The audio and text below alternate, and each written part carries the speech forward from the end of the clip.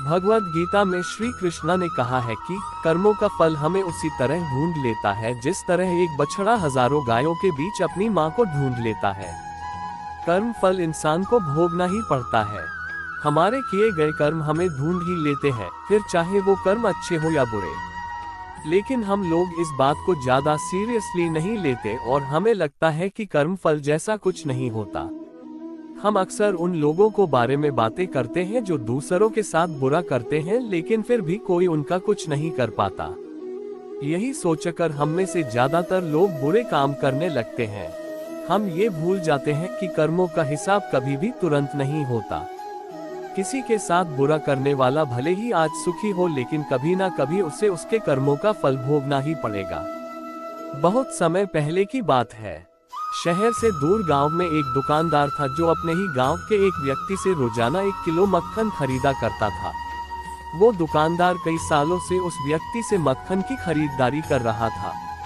एक दिन उस दुकानदार ने सोचा कि मैं रोज इस व्यक्ति से मक्खन खरीदता हूँ, लेकिन मैंने बहुत समय से इसके मक्खन का वजन तोलकर नहीं देखा। कल चेक करके देखूंगा कि ये मुझे मक्खन 1 किलो से कम तो नहीं देता।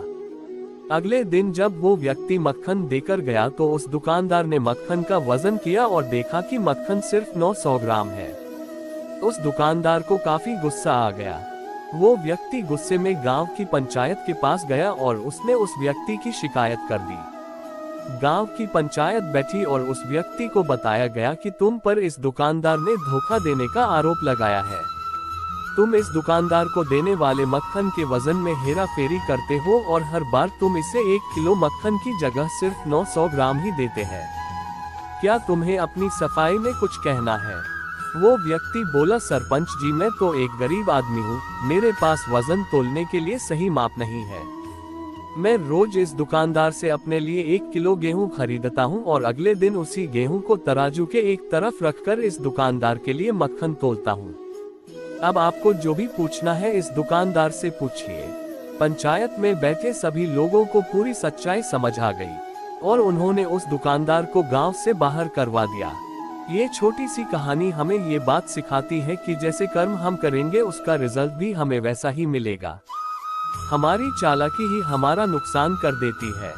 हम जो भी दूसरों को देते हैं या दूसरों के साथ जैसा भी व्यवहार करते हैं वो कभी ना कभी लौटकर हमारे पास ही आता है। किसी के लिए अच्छा करोगे तो आपके साथ भी अच्छा ही होगा, उसी तरह किसी का बुरा सोचोगे और बुरा करोगे तो आपके साथ भी बुरा ही होगा। जैसे दुकानदार को अपनी ही चालाकी से नुकसान झेलना पड़ा, उसी तरह हमें भी अपने कर्मों की वजह से कभी ना कभी नुकसान झेलना ही पड़ता है। दूसरों से साथ बुरा करके हमें 1, 2 या 10 बार बच सकते हैं, लेकिन एक ना एक दिन उसका परिणाम हमें भुगतना ही पड़ता है। हम अपने कर्मों के फल से नहीं भाग सकते।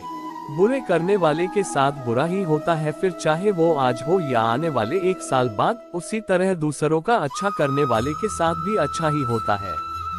कई बार हमें ये लगता है कि दूसरों के साथ गलत करके हमें बच जाएंगे, लेकिन ऊपर वाला हर किसी के कर्मों को देखता है और उनका हिसाब रखता भी है। जरूरत पड़ने पर वो हिसाब बराबर भी कर देता है।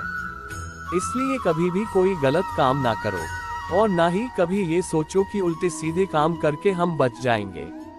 जिंदगी को बेहतर तरीके से जिए, ईमानदार बने, ज्यादा कमाने या फिर सिर्फ अपना ही फायदा देखने के चक्कर में किसी के साथ गलत कभी ना करें। हमेशा याद रखें, जो कैसा करेगा वैसा भरेगा। कर्म ही हमारी पहचान है, हमारे कर्म ही हमारी पहचान है। भले लोग हमें हमारे नाम से जानते हो, लेकिन दूसरे हमारी रिस्पेक्ट हमारे नाम की वजह से नहीं बल्कि हमारे कर्मों की वजह से करते हैं। इसीलिए तो किसी ने कहा है कि हमारे कर्म ही हमारी असली पहचान है, वरना एक नाम के इस दुनिया में कई इंसान हैं। दूसरों के साथ अच्छा करने वाले को और दूसरों की मदद करने को हर कोई याद रखता है, फिर चाहे वो व्यक्ति छोटा हो या बड़ा। लेकिन गलत काम करने वाले व्यक्ति को ये दुनिया कभी रिस्पेक्ट नहीं देती। हम भले ही लाइफ में कितने भी बड़े बन जाएं, अगर दूसरों के प्रति हमारा व्यवहार गलत होगा तो कोई भी हमारी रिस्पेक्ट नहीं करेगा। तो दोस्तों, आशा है कि इस छोटी सी कहानी से आप सभी ने कुछ न कुछ जरूर सीखा होगा। वीडियो अच्छी लगी हो तो कृपया वीडियो को लाइक और चैनल को सब्सक्राइब जरूर करना। मिलते हैं अगले वीडियो में, तब तक अपना ख्याल रखना। जय श्री कृष्णा।